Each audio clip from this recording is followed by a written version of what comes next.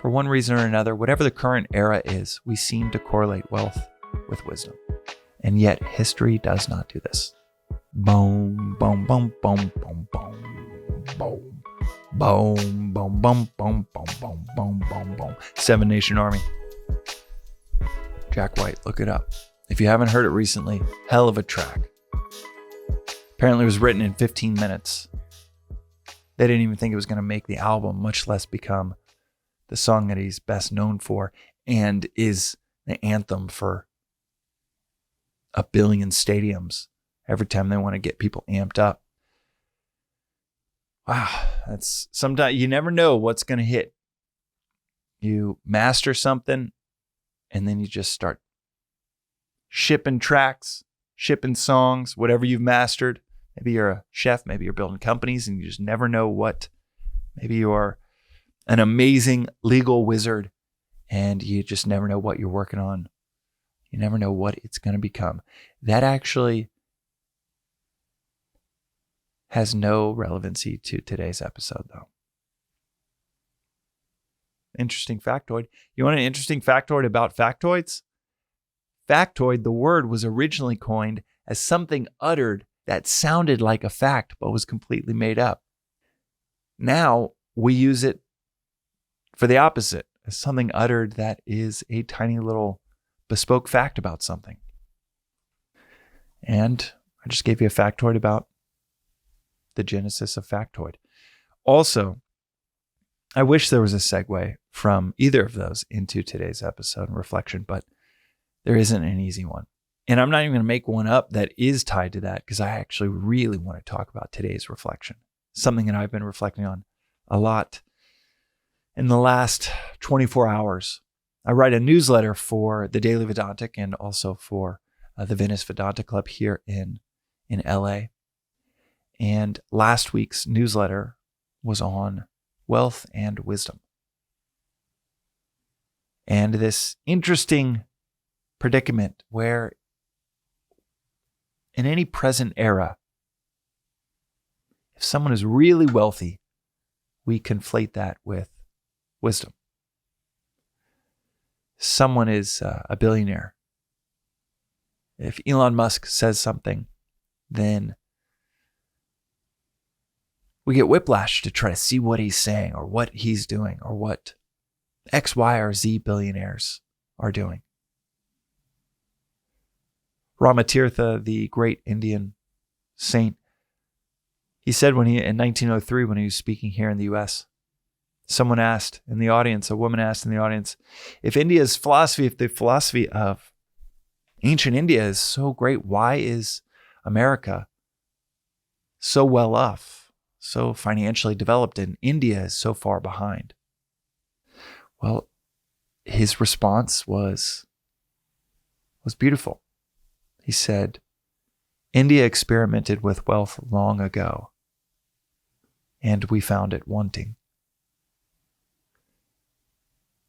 You see, the West and the US really started to take off, break away from the pack from Asia, China, and India in terms of economic prowess in the 16th through 18th centuries. Before that, everybody was about the same. Industrial Revolution that started in Northern Europe started to cascade into the rest of Europe and into the US and made for economic powerhouses in regions that were previously extremely poor. Not just by today's standards, but by the rest of the world. America was, as a place, as a geography, was extremely poor in the 16th, 17th centuries. Same for Europe. Even at the height of the Roman Empire. And you never learn this stuff in the Western history classes that we grew up with.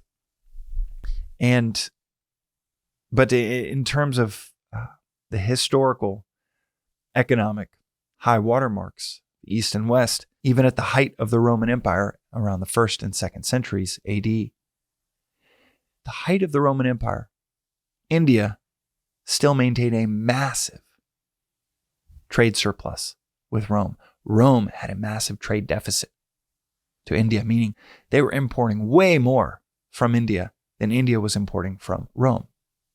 And that massive trade deficit, which in many ways was tied to spices. As Alan Watts would often say, all of Rome's gold went to India for its spice. In fact, Pliny the Elder, in his economic records of the time, pointed to the fact that the massive exchange between Rome's gold and India's spices was not an equitable trade because one was non-renewable. Gold, can't really grow more of that. And yet in India, not only were they able to grow more spices, but in fact today, you throw mango seeds on the ground, you come back the next day, and you got a mango grove growing because the soil is so fertile. The massive resources within India has housed throughout time hundreds and hundreds of kingdoms living side by side peacefully, with relative stability that any historian has to double, triple check, because in the West or other places throughout history, when you have a number of kingdoms right next to each other, there's usually a lot of conflict, which has not been the case, generally speaking, for the last 3,000-4,000 years in India.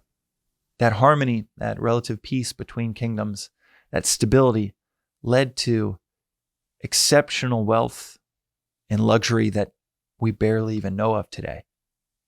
Obviously, they did not have technological luxury that we have today. Air conditioning, pretty nice. Refrigeration, pretty nice. Automobiles, pretty nice.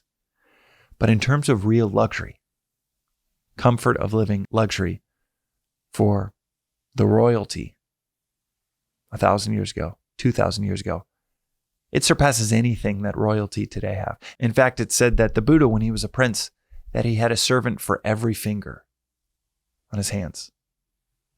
Such a strange phrase to say out loud that I'll say it again. He had a servant for every finger of his hands, and so did everyone in the royal family. To take care of the index finger, to take care of the middle, to take care of the thumb, the little finger. There was a servant just for taking care of that finger. Not that he had 10 servants, he had far more than that.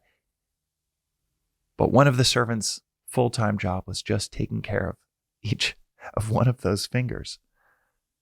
That is a lap of luxury that even Elon Musk, as the richest person on earth, does not have. Actually, if you really pull back the curtain, another little factoid, people say that Vladimir Putin is actually the wealthiest person on earth, but hides all of his wealth. So that's neither here nor there, but probably still doesn't have anything close to a person whose dedicated job is to take care of one of his fingers. Through those thousands of years of immense luxury for the royalty, resources that even continue to today, where you can make next to nothing but on your tiny plot of land grow enough crops to survive in India today in 2024. Throughout that rich history that Rome barely kind of touched for about 1 to 2 centuries, throughout that rich history of India, Ramatirtha pointed to the fact that culturally they found wealth wanting.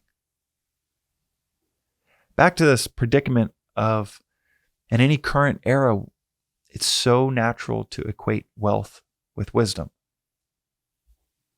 If Jeff Bezos is giving a talk on something or has an opinion on some worldly issue, it's given a whole lot of weight because, well, he's worth $200 billion.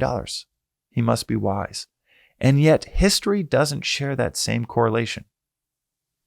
No one remembers who the emperor was during Christ's death. People don't remember the richest people in Socrates' time.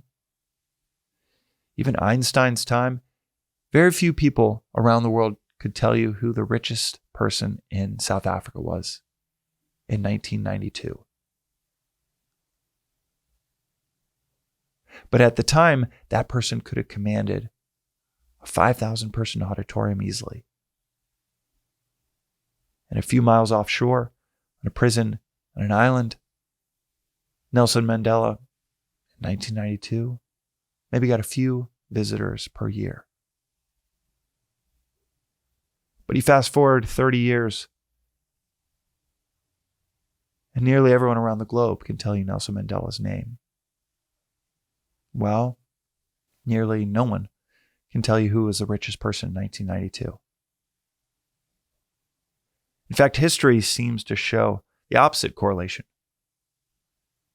of people, whether they had wealth and walked away, from Buddha to Gandhi, to people that lived near penniless their entire life until the world said, wow, this person is brilliant. And maybe they had some comfort like Nelson Mandela.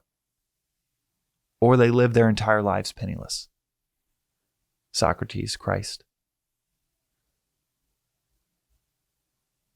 So throughout history, we don't correlate wealth with wisdom. But for one reason or another, whatever the current era is, we seem to correlate wealth with wisdom. The person in the audience asking if the ancient philosophy in India is so profound, then why is America doing so much better economically? Comparing and correlating wealth to wisdom is natural in our current era, and yet history does not do this. Wisdom, according to Vedanta, is the capacity to see the end in the beginning. So all it takes is a little bit of wisdom to say, well, if historically we don't equate wealth to wisdom, then whatever I'm working on right now, 10 years from now, 100 years from now, 500 years from now, people probably won't have the same equation, the same correlation that I might have right now in my own head. Or maybe culturally, we just need to experiment with wealth to find it wanting. We're nearing that point. We've never been more prosperous as a globe. We've never been more prosperous as a country in the US. And yet, globally, in the last 7 years, there's been a flip. In 2017, more people died from self-inflicted injury and harm than they died from all violence and crime combined. All war, all conflict, all criminal violence. The deaths from those was actually less, and has been less for the last 7 years, than the deaths from suicide and substance abuse. We are closer to world peace than we are to inner peace. So maybe we're getting to that point where 100 years from now we say, yeah, we experimented with wealth and we found it wanting. That is today's reflection on the Daily Vedantic. We'll see you next time.